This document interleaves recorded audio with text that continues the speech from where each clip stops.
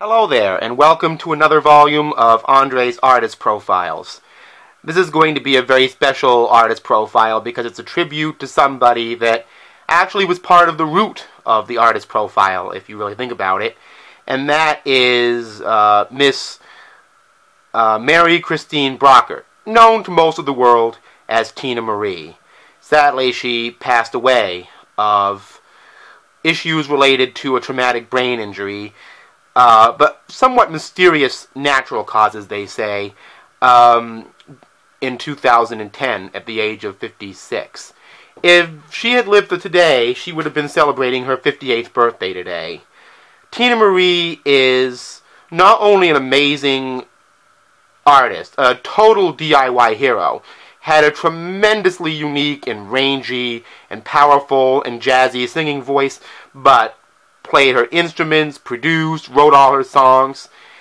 She is definitely one of the most popular unsung artists out there, if you can imagine such a thing. And luckily, over time, I've managed to accumulate her entire recorded catalog on CD, some of which is pretty hard to find now, including her debut album, released on Hippo Select through Motown.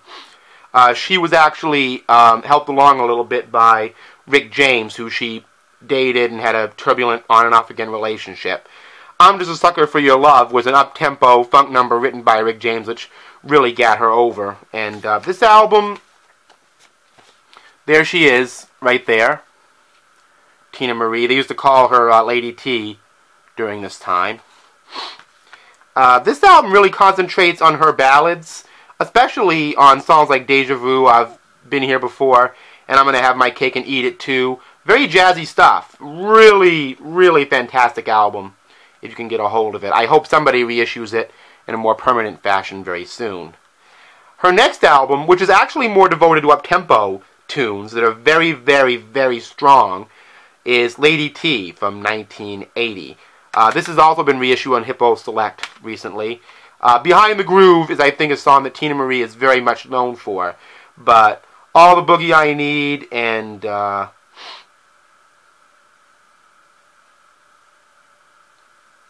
Young Girl in Love are songs that I really enjoy from this album, particularly.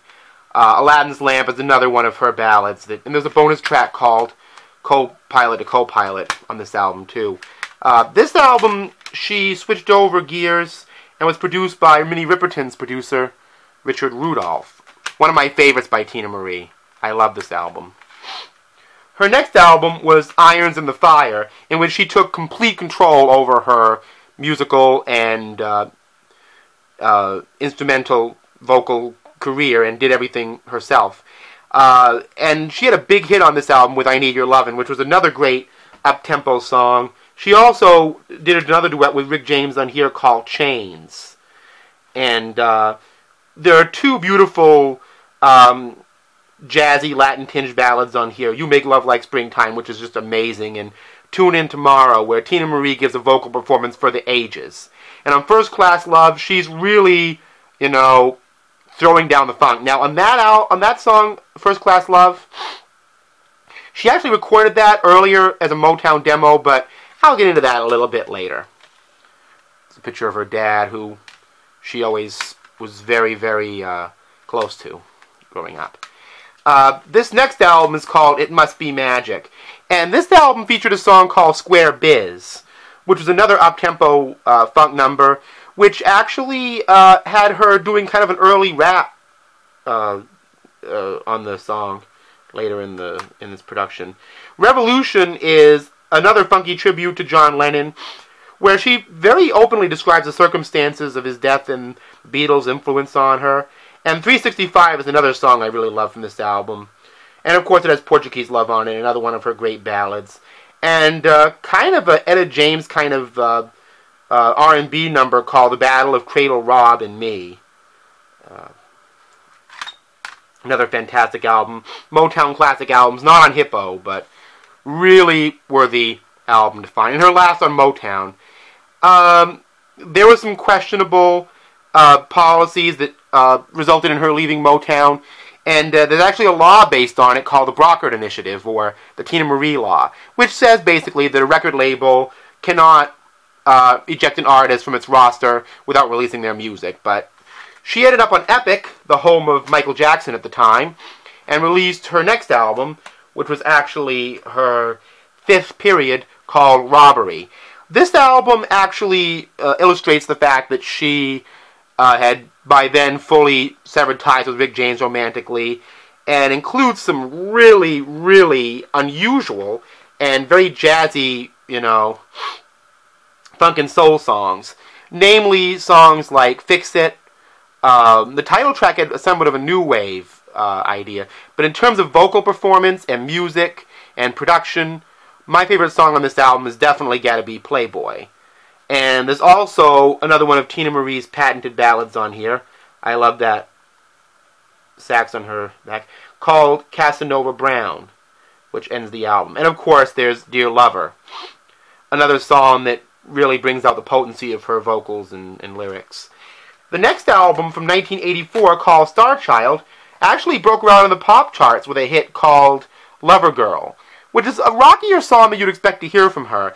And this album actually is very much Prince influenced. But there's a song called My Dear Mr. Gay, dedicated to Marvin Gaye, which actually gets that orchestrated, what's going on kind of sound, where most of it is very much influenced by Prince and the boogie funk sound of the time. This is one of Teena Marie's best albums, by the way, commercially, artistically, very much worth hearing and having. Her next album from 1986 was called Emerald City. This is where Teena Marie really emerged as a full-on album artist. It's a concept album that has a lot to do with race and using the metaphor of somebody who wants to be green. I suppose this would have made a very good series of videos or a movie, but anyway, it didn't exactly happen that way.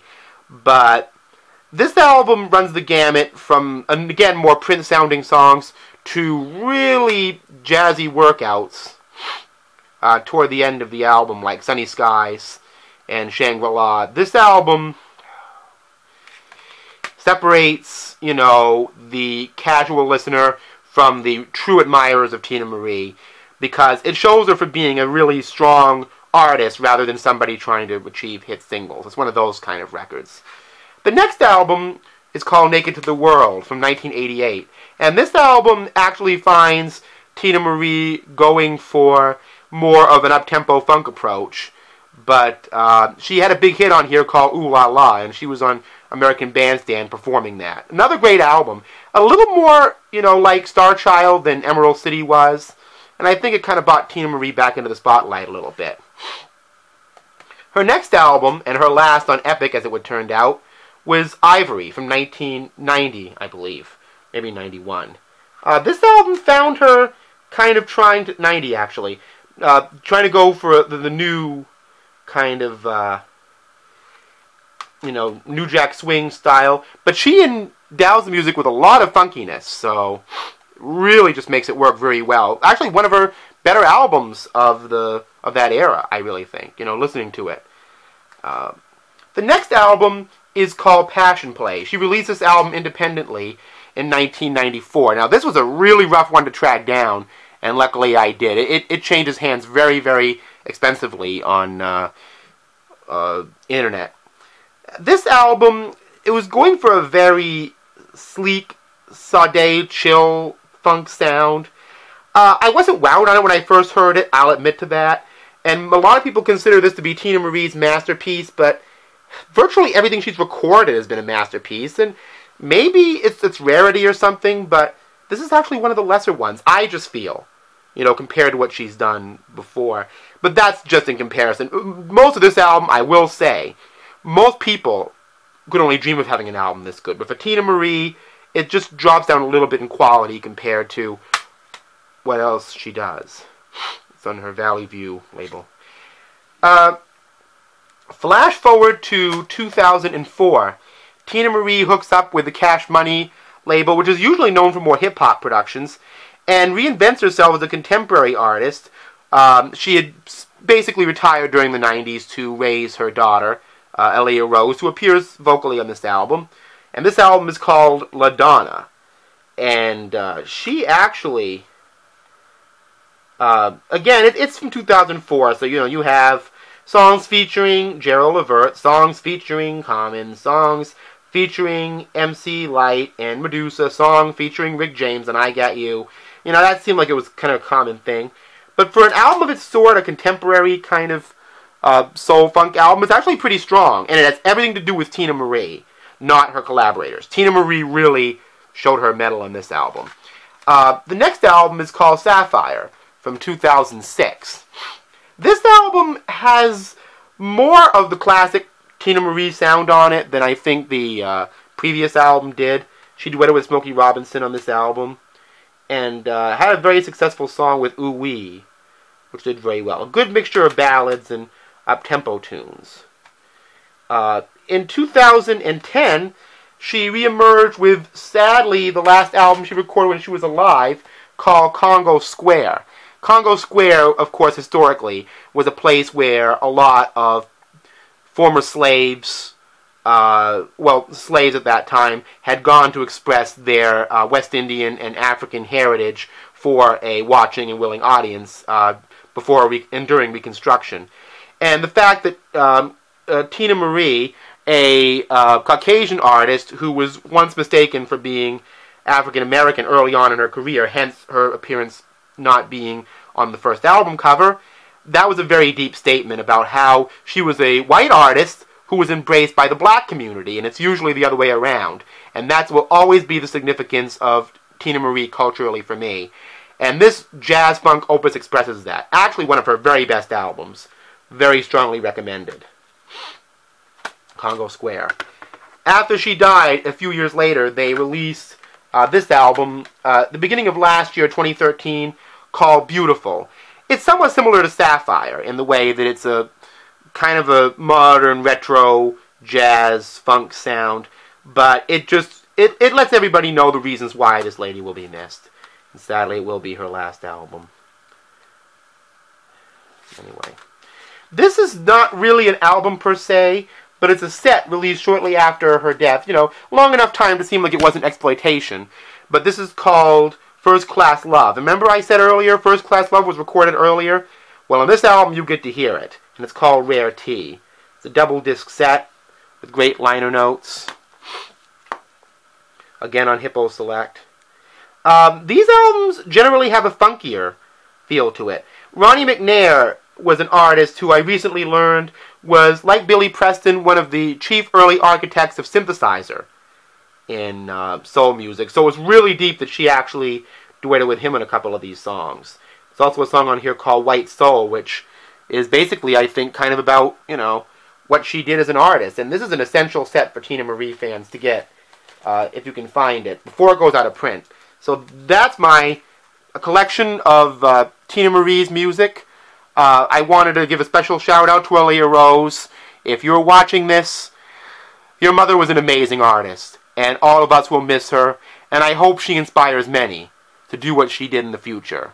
Make a stand, not just let things happen musically, and put yourself out there as a true all-around artist. This is Andre signing out and telling everybody, I'll see you next time.